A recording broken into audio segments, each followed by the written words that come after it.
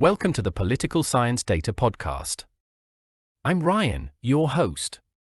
This podcast helps you keep up to date with political science data and research. I am joined by my co-host, Emma. Hello, Ryan. It's a pleasure to join you on this podcast. Today we're discussing recent research about American politics and policy.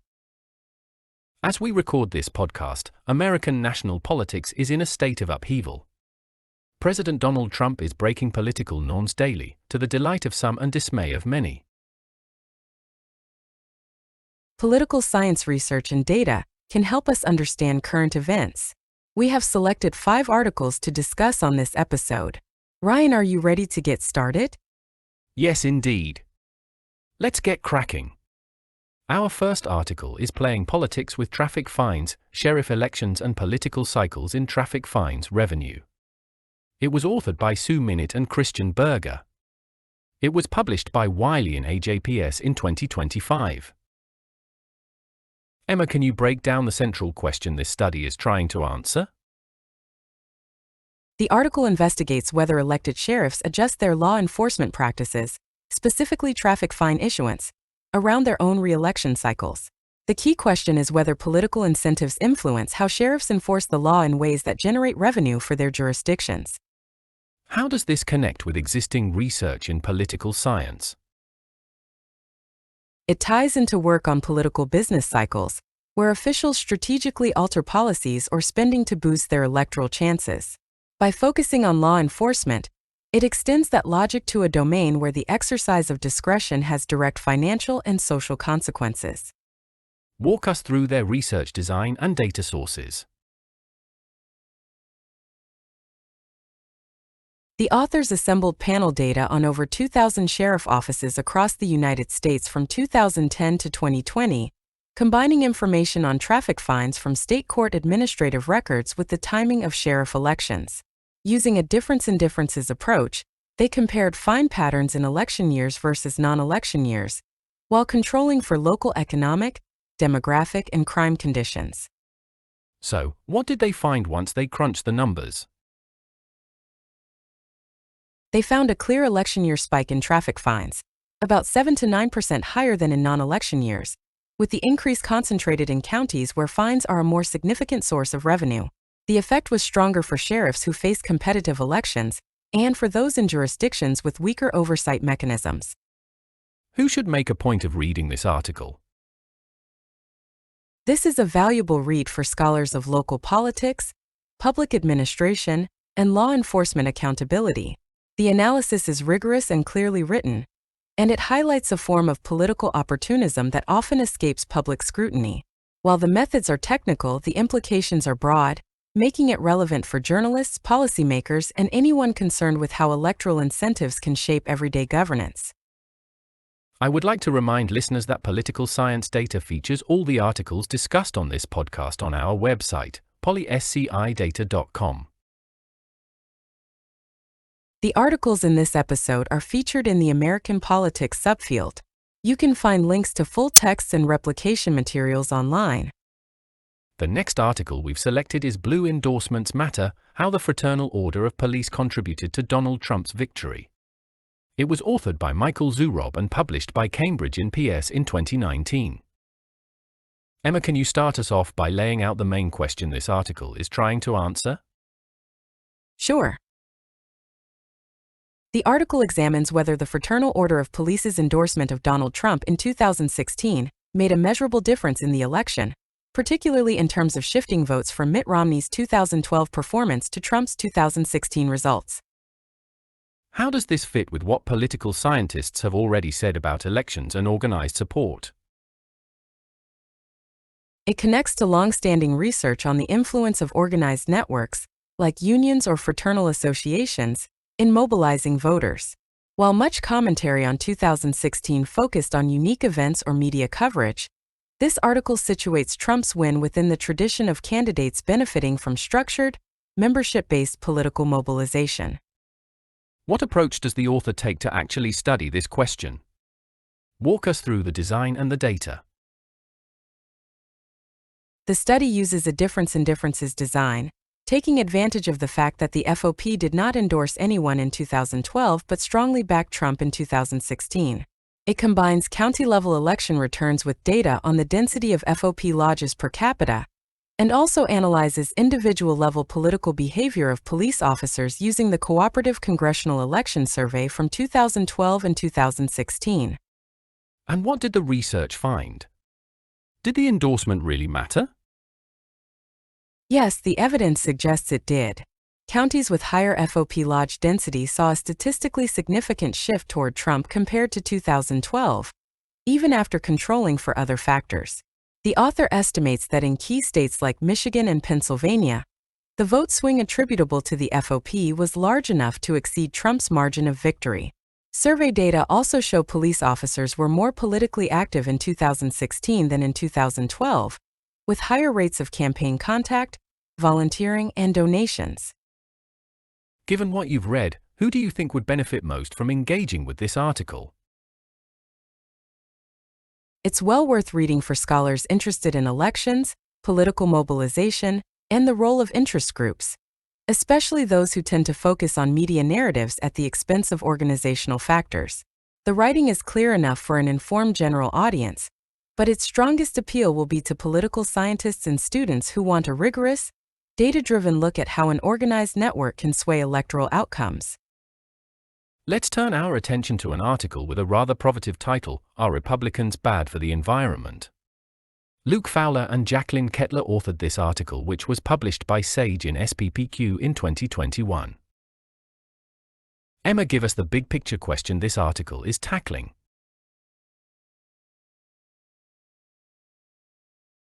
The author is asking why Republican voters and elected officials tend to be less supportive of environmental protection policies than Democrats, and whether this pattern is rooted in differences in how the two groups think about the environment itself. How does this work build on or challenge what we already know from the literature? It connects to research on partisan polarization and environmental politics, which shows a widening gap between Democrats and Republicans on climate change and related issues. The contribution here is an argument that Republicans' opposition is linked not only to policy preferences, but to fundamentally different moral and value-based orientations toward nature and environmental stewardship. Tell us about the data and methods. How does the author test this idea? The study uses a combination of observational survey data and survey experiments. Drawing on the American National Election Studies and other large national surveys, the author compares Democrats' and Republicans' responses to questions about environmental values. The experimental component tests whether framing environmental issues in ways that align with conservative moral foundations, like purity or loyalty, affects Republican support for environmental policies. And what comes out of the findings?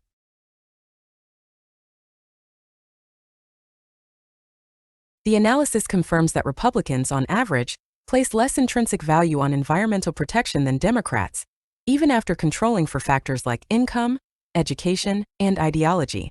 Framing experiments show only modest gains in support when environmental messages are linked to conservative moral values, suggesting that the partisan gap is driven more by deep-seated value differences than by messaging alone.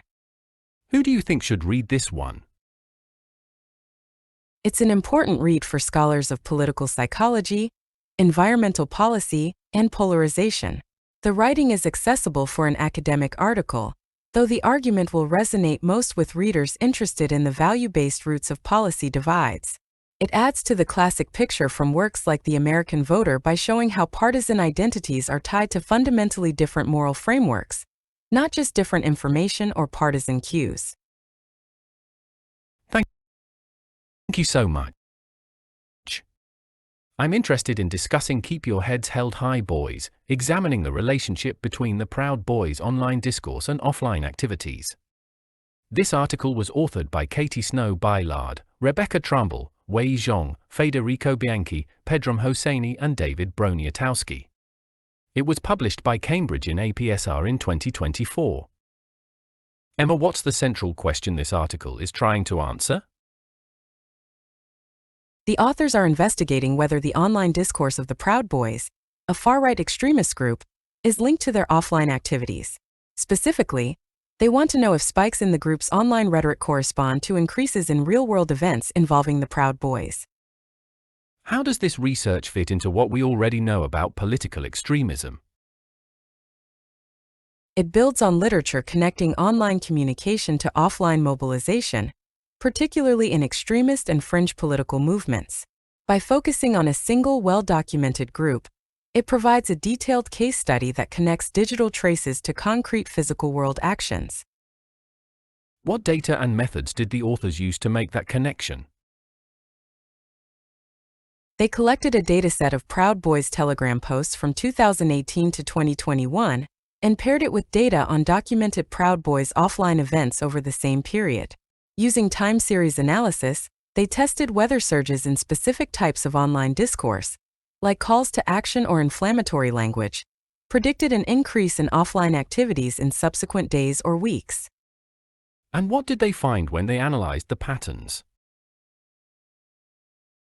They found a statistically significant relationship between online rhetoric and offline activity, with spikes in mobilizing or provocative language often preceding increases in Proud Boys events.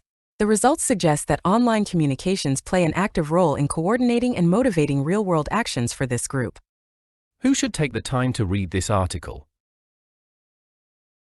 It's a must-read for scholars of political violence, digital politics, and extremism, as well as for practitioners in law enforcement or counter-extremism policy.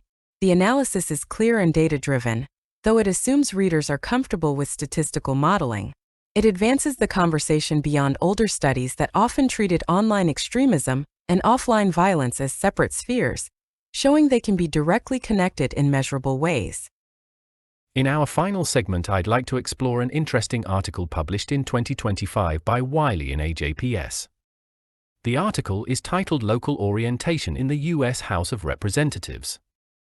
The authors are Pamela Ban and Jaclyn Kaslovsky. Emma, can you start by telling us the main question this study is trying to answer?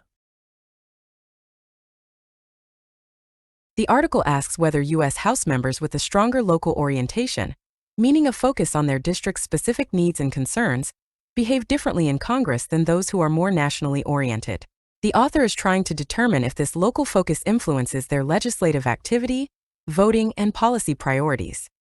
How does this fit into the broader scholarship on congressional behavior?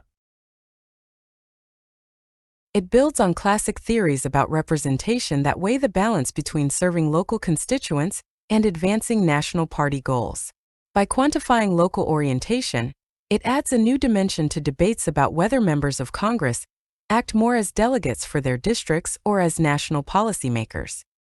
Walk us through the research design and the data the author used.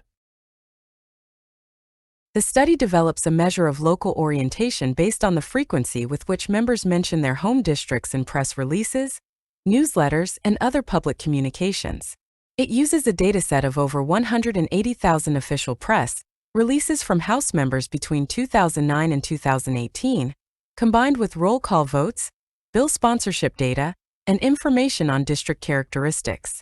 The design is observational, using statistical models to assess how local orientation correlates with legislative behavior. And what are the key findings? Members with a higher local orientation are more likely to break with their party on roll call votes, introduce more district-specific legislation, and spend more time on constituency service. However, this local focus does not appear to reduce their overall legislative productivity, suggesting they can balance district responsiveness with broader lawmaking. Who should take the time to read this one? It's a valuable read for scholars of Congress, political communication, and representation. The article is clearly written and methodologically sound, making it accessible to graduate students as well as established researchers. It adds to the classic literature, which often emphasize party loyalty and national trends, by showing that local orientation remains a meaningful force in congressional behavior. I have one final question for you, Emma. Based on the research we discussed today, what is the most important unanswered question about American politics and public policy that needs further research? The most important unanswered question is how organized actors, whether formal institutions like Congress, law enforcement agencies and interest groups, or informal networks like extremist movements, translate their strategic goals into both policy outcomes and shifts in public behavior over time. We still lack a clear understanding of the long-term feedback loops between these actors' tactics, public opinion, and the durability of their influence in American politics. Thank you so much for sharing your analysis with us, Emma. You're welcome, and thank you for hosting the podcast and giving me the opportunity to talk about American politics and public policy research with you. And of course, we thank you, dear listener, for joining us on the Political Science Data Podcast.